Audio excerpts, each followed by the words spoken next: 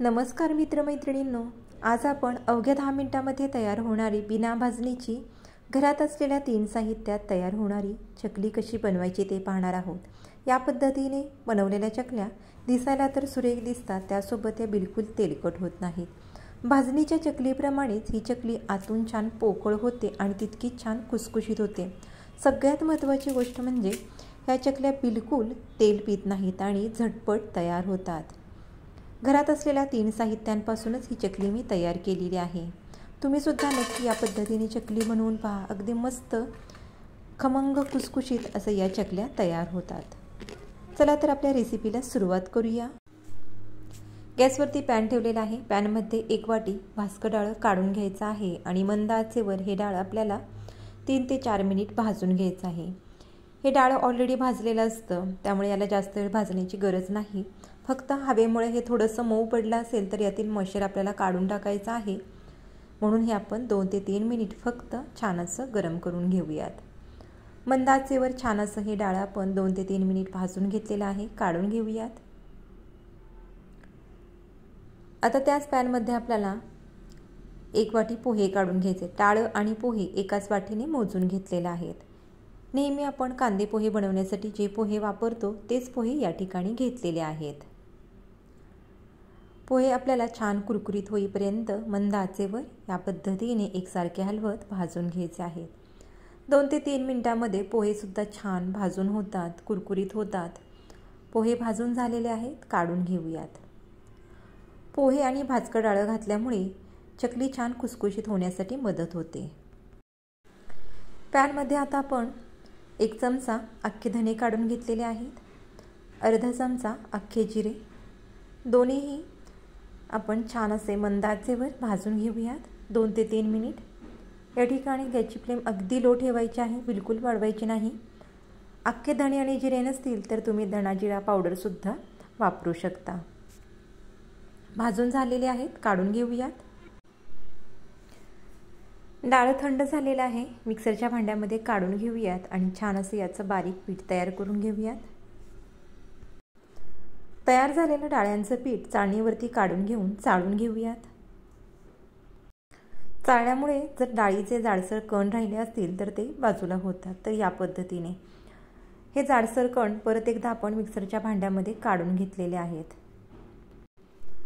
मिक्सरच्या भांड्यामध्ये आता पोहे काढून बारीक करून घ्यायचं आहे, त्याचं सुद्धा छान असं पीठ तयार करायचं आहे। पोह्यांचं पीठ सुद्धा आपण चाळणीवरती काढून घेऊन छान असं चाळून घेऊयात। हे जाडसर कण आता आपण टाकून न देता खिडकीमध्ये पक्ष्यांना खाण्यासाठी ठेवायचे आहेत।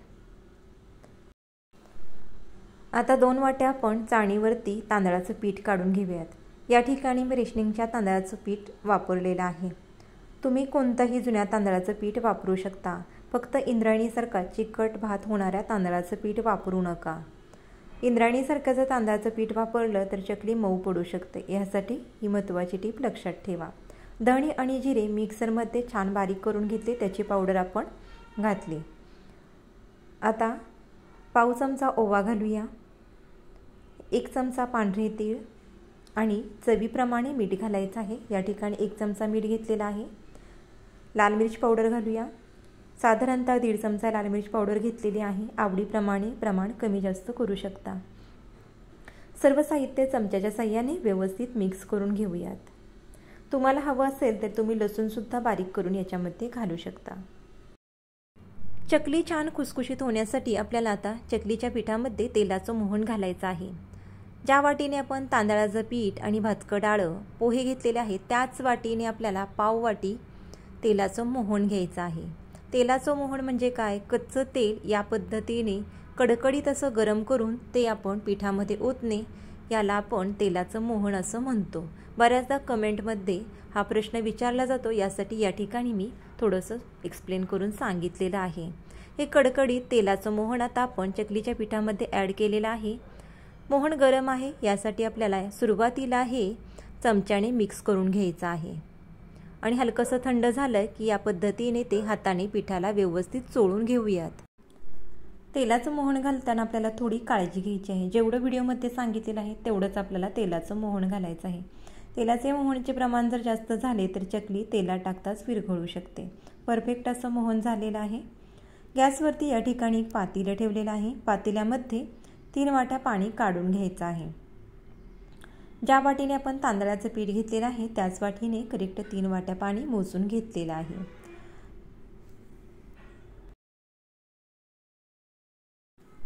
पाण्याला छान अशी उकळी आल्यानंतर आता आपण गॅस बंद करूया आणि हे उकळलेलं पाणी आपल्याला चकलीचं पीठ मळण्यासाठी वापरायचं आहे।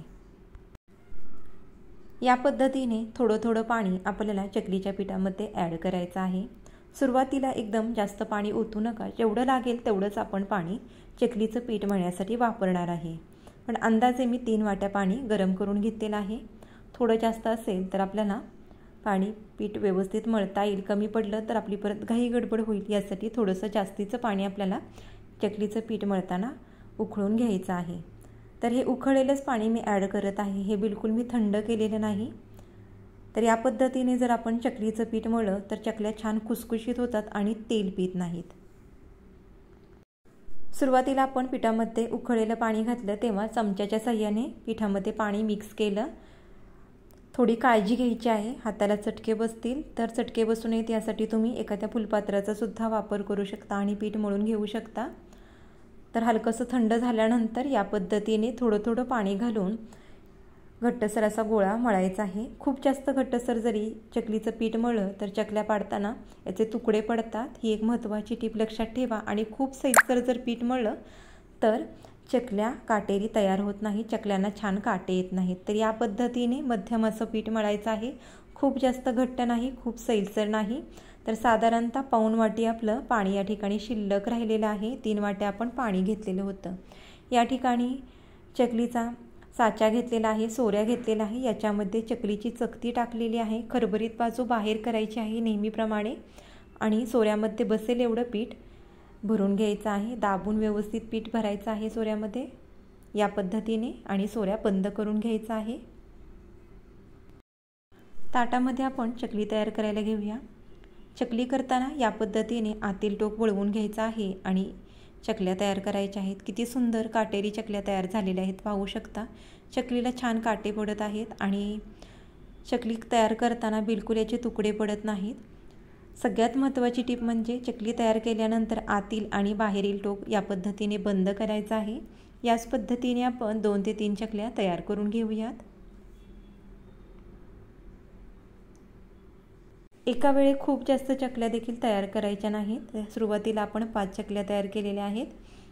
गॅसवरती तेल गरम करण्यासाठी ठेवलेलं आहे। तेल छान कडकडीत गरम झालं की गॅसची फ्लेम मीडियम ठेवायची आहे आणि या पद्धतीने चकल्या तेलामध्ये सोडून तळून घ्यायच्या आहेत। तेलामध्ये जेवढ्या बसतील तेवढ्या चकल्या सोडायच्या आहेत, खूप जास्त गर्दी करायची नाही, नाहीतर चकल्या व्यवस्थित तळल्या जात नाहीत। चकली तळताना सुरुवातीला गॅसची फ्लेम मीडियम ठेवायची आहे। तेलाचे बुडबुडे कमी झाले आणि झाऱ्याला चकली थोडीशी कडक लागू लागली की त्यानंतरच तिला पलटायचं आहे। चकली तेलात सोडल्यानंतर लगेचच पलटायला गेलो तर ती तुटू शकते, यासाठी चकली तळताना सुद्धा आपल्याला थोडी काळजी घ्यायची आहे। चकली थोडीशी तळली गेल्यानंतर आपल्याला लो फ्लेमवरती तळायची आहे। सुरुवातीला मीडियम फ्लेमवर आणि नंतर चकल्या आपल्याला लो फ्लेमवर तळायच्या आहेत, जेणेकरून त्या आतपर्यंत छान तळल्या जातील। हाय फ्लेमवर जर आपण चकल्या तळल्या तर त्या वरून आपल्याला तळल्यासारख्या दिसतील आणि आतून कच्च्या राहतील आणि चकल्या थंड झाल्या की मऊ पडतील। यासाठी तळताना सुद्धा आपल्याला थोडी काळजी घ्यायची आहे। तर आता तुम्ही पाहू शकता तेलाचे बुडबुडे पूर्णपणे कमी झालेले आहेत। चकल्या छान अशा आतपर्यंत तळल्या गेलेल्या आहेत आणि सुंदर असा चकलीला रंग आलेला आहे। परफेक्ट काटेरी आणि झटपट 10 मिनिटात ही चकली तयार होते। तर नक्की करून पहा। याच पद्धतीने आपण उरलेल्या सर्व चकल्या तळून घेणार आहोत। व्हिडिओमध्ये अगदी छोट्या छोट्या टिप्स दिलेल्या आहेत, त्या वापरून तुम्ही सुद्धा या पद्धतीने चकल्या बनवून पहा। आता व्हिडिओमध्ये एक मी छोटी टिप देणार आहे तुम्हाला। चकली हाताने सोडणं अवघड वाटत असेल तर तुम्ही या पद्धतीने चकल्या झाऱ्यावरती घेऊन अगदी हलक्या हाताने तेलामध्ये सोडू शकता, जेणेकरून तुम्हाला चकली तेलामध्ये सोडण्याची भीती वाटणार नाही, तेल अंगावरती उडणार नाही आणि एकदम शांतपणे तुम्ही या चकल्या तयार करू शकता, तळू शकता. अगदी छोट्या छोट्या टिप्स दिलेल्या आहेत, त्या नक्की वापरा. व्हिडिओ कसा वाटला हे कमेंट करून सांगायला विसरू नका. उरलेल्या सर्व चकल्या मी याच पद्धतीने तळून घेते.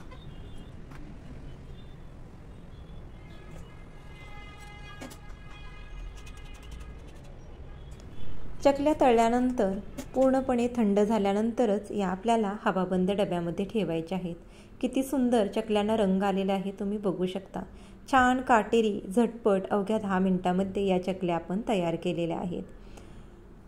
20 ते 25 चकल्या एवढ्या साहित्यामध्ये तयार होतात. चकलीची साईज थोडी छोटी ठेवली तर 40 ते 45 चकल्या तयार होतील. तर तुम्हीसुद्धा या पद्धतीने चकली बनवून पहा. छान बाहेरून काटेरी, आतून पोकळ, कुरकुरीत आणि बिलकुल तेल न पिणारी ही चकली तयार करा. रेसिपी कशी वाटली कमेंट करून सांगा. आवडली असेल तर लाईक करा, शेअर करा आणि आपल्या चॅनलला सबस्क्राईब करा. आज वेळात वेळ काढून तुम्ही रेसिपी पाहिली त्यासाठी खूप खूप धन्यवाद. लवकरच भेटूया छान साध्या सोप्या आणि स्वादिष्ट रेसिपीचा. तोपर्यंत स्वस्त राहा, मस्त राहा, आनंदी राहा. असेच छान छान पदार्थ खात राहा. धन्यवाद.